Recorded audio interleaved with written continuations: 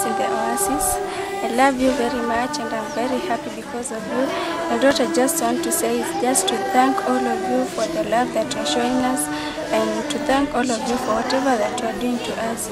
We are praying for you and may God bless you so and so much.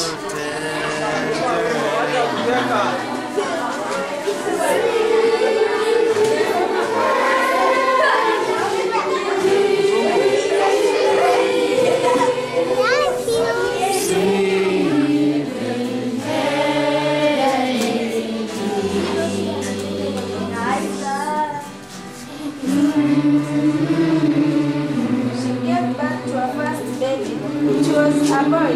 She wrapped him in another strips of cloth. Then she placed him in a manger. There was no room for them in the inn. There were shepherds living out in the fields nearby. It was night, and they were looking after their sheep. An angel of the Lord appeared to them, and the glory of the Lord shone around them. They were terrified. But the angel said to them, "Do not be afraid. I bring you good news of great joy. It's for all the people. Today, in the town of David, a Savior has been born to you. He is Christ the Lord.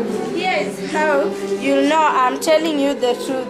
You'll find a baby wrapped in strips of cloth and lying in a manger."